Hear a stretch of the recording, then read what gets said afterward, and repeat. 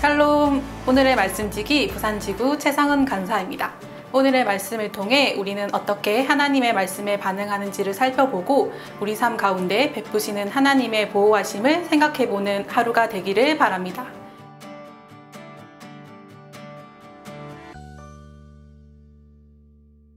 오늘 말씀은 지난주부터 이어진 재앙 중 7번째 재앙, 우박 재앙입니다.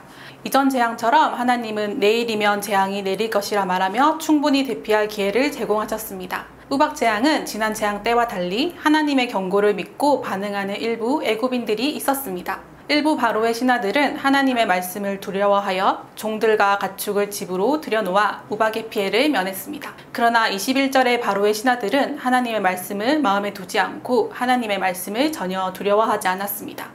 결국 그들은 우박 재앙을 피하지 못하고 그들의 보리, 삶, 농사를 망치게 됩니다. 하나님의 말씀을 들었을 때 우리의 반응은 두 가지일 것입니다. 20절의 애굽인들처럼 하나님의 말씀을 두려워하거나 21절처럼 하나님의 말씀을 두려워하지 않는 것입니다. 오늘 말씀을 통해 두 가지 반응이 각각 어떤 결과를 가지고 왔는지 보았습니다. 우리는 어떻게 하나님의 말씀에 반응했는지 우리의 삶을 점검해보고 하나님의 말씀에 귀 기울이며 하나님의 말씀을 두려워하여 순종하는 자 되기를 바랍니다.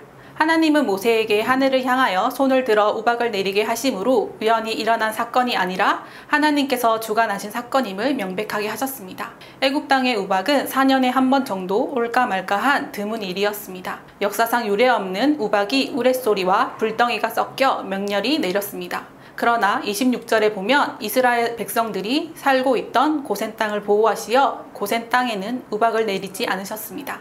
하나님은 자신의 백성들을 구분하시어 보호하시는 은혜를 베푸십니다. 재앙은 애굽에 대한 심판인 동시에 이스라엘 백성들에게 하나님이 하나님 되심을 배워가게 하는 과정이었습니다. 무섭게 내리는 우박 재앙에 바로는 회개하는 듯 보였습니다. 이번은 내가 범죄하였다. 내가 너희를 보내겠다고 27, 28절에서 바로는 말하고 있습니다. 이것은 우박의 재앙의 결과에 두려움을 느낀 바로가 재앙에서 벗어나고자 하는 태도이지 진정한 회개가 아니었습니다.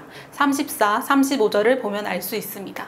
바로가 비와 우박과 우레소리가 그친 것을 보고 다시 범죄하여 마음을 완악하게 하니 그와 그의 신하가 꼭 같더라.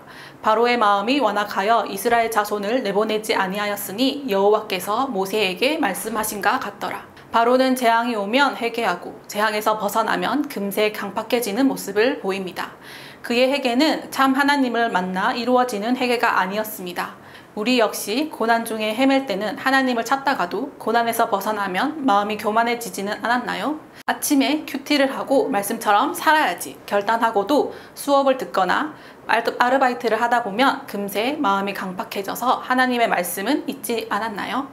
내 마음 역시 내가 다스리지 못합니다. 인간의 연약함 때문입니다. 에스겔 36장 26절에는 또 새 영을 너희 속에 두고 내 새 마음을 너희에게 주되 너희 육신에서 굳은 마음을 제거하고 부드러운 마음을 줄 것이며 라고 말하고 있습니다. 우리는 성령의 도우심이 필요합니다. 오늘 주신 말씀을 두렵게 여기며 하나님 말씀에 순종하고 순전한 마음으로 성령님의 도우심을 경험하는 하루가 되기를 소망합니다.